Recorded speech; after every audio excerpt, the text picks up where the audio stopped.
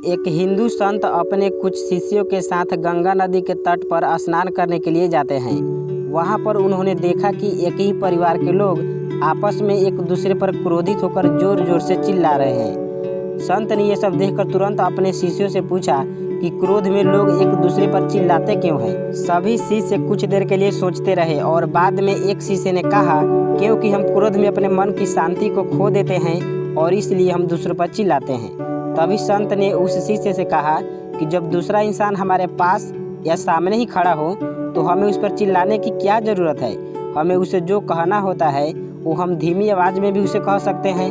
वो शिष्य संत की इस बात का जवाब नहीं दे पाया।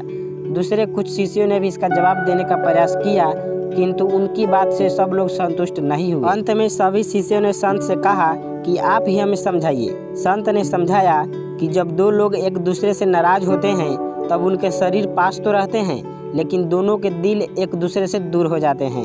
इस परिस्थिति में वे लोग एक दूसरे को बिना चिल्लाए नहीं सुन पाते। वो लोग जितना ज़्यादा क्रोधित होते हैं उतनी ही उनके बीच की दूरी बढ़ती है और उतना ही उन लोगों को ज़्यादा चिल्लाना पड़ता है।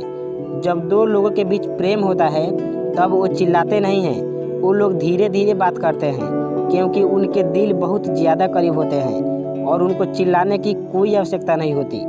जब वे एक दूसरे को हद से भी अधिक चाहने लगते हैं तब वे बोलते भी नहीं हैं। वे तो सिर्फ एक दूसरे की तरफ देखते हैं और सामने वाला क्या कहना चाहता है वो समझ जाते हैं। संत ने शिष्यों से ये भी कहा कि जब हम किसी से बात करें तब हमें ये बात ध्यान में रखनी चाहिए कि हमारा हृदय आपस में दूर ना हो।